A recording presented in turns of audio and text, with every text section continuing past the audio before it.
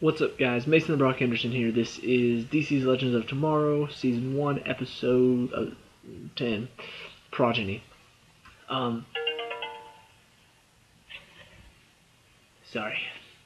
Turn that down a little bit. Okay. Yeah, this was a good one. I said before that, honestly, I really do enjoy this show more than Flash and Arrow, which the Flash is getting much better in the second season as I'm watching through it. So it may get up there too, but I mean, I don't know. Just the fact that it's in the first season, we're kind of at the halfway point, just about.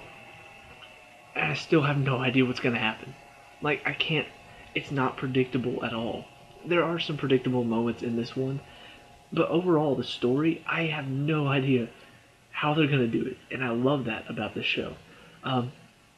Whereas you look at the third season of Arrow with Ra's al Ghul and the League of Assassins, you could kind of guess most of that. You know, in the end, most of what happened was pretty predictable. So I don't know, just the fact that it's keeping me guessing, it's exciting, it's intense.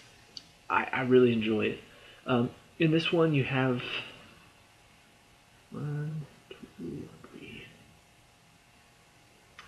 mainly three storylines going on. You got the one storyline with there's a kid. They're in the future now. There's a kid who apparently Vandal Savage takes control of, and convinces him to do this stuff because his father is a very powerful figure, and so he manages to control him.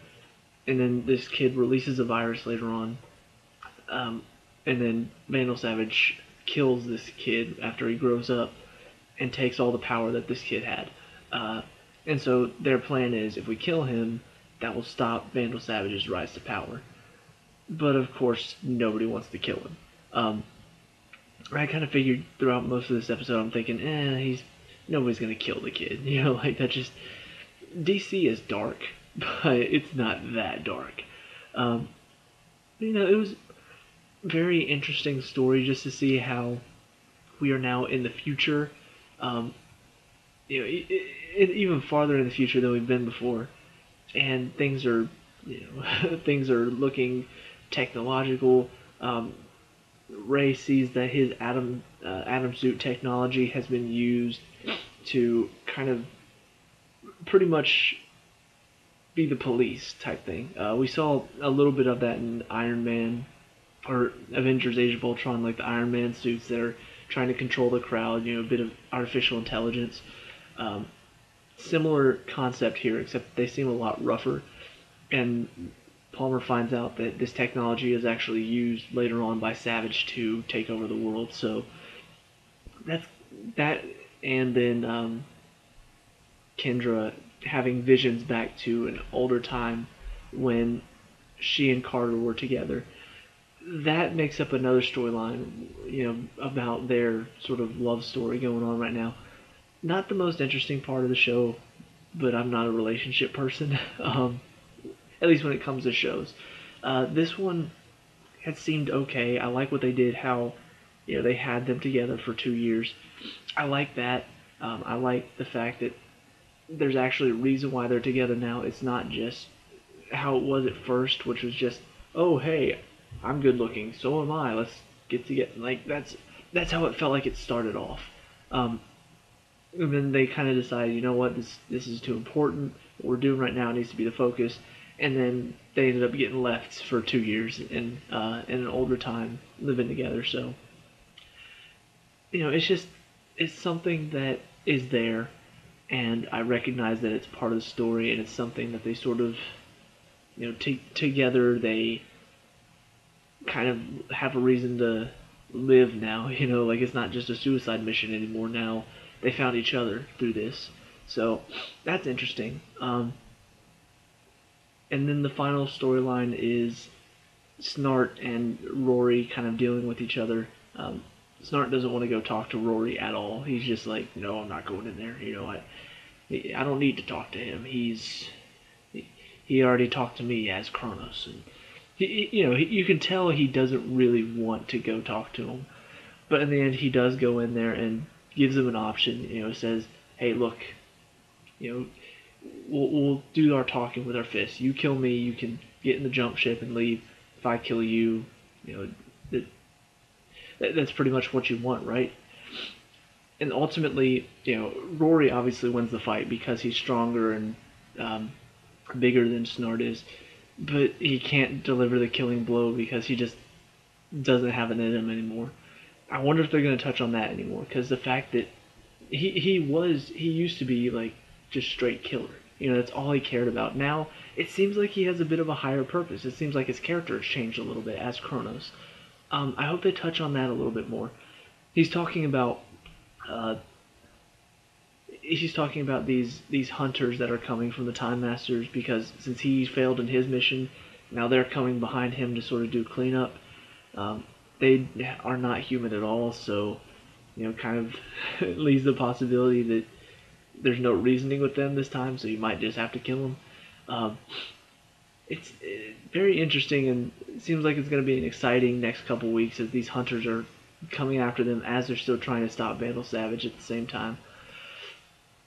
Couple of problems I did have in this episode, though. One, I thought it was weird how so far in all of this show, it felt like every single time that Vandal Savage saw Hawk Girl, it's like he was just desperate to kill her. Like he saw her, and that's all he could think about was killing her. Like that is because the story happens at the beginning. He fell in love with her, but she chose Carter, who became Hawkman.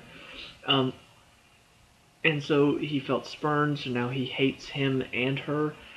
And that's, there's a lot of hatred there. And yet, we don't see that at all in this episode. Like, she reveals herself. I'm like, what is she doing there? Like, Savage is there, and this could be bad. Like, what if he kills? Ultimately, he doesn't do that. Like, he takes Sarah hostage, but he doesn't seem like he's focusing on Hawk Girl. And everything that I've learned about his character up until now makes me think that that's out of character a little bit. I don't know. Maybe I missed something, but it just seemed like he wasn't as obsessed and crazy as he usually is in this one. At least when it comes to her. Let's see what else. The other problem I had was, and this is actually, it was kind of a bittersweet moment, because at first I was like, that's genius, but then I saw the previews for next week. I'm like, oh, never mind. They're looking at the timeline, trying to see if maybe something that Rip Hunter said to this kid, maybe it changed something. He thought about killing him, but didn't. Tried these different things and thinking, okay, maybe something would work. And so they go check the timeline, and nothing has changed. And then Gideon's like, in fact, things have actually gotten much worse.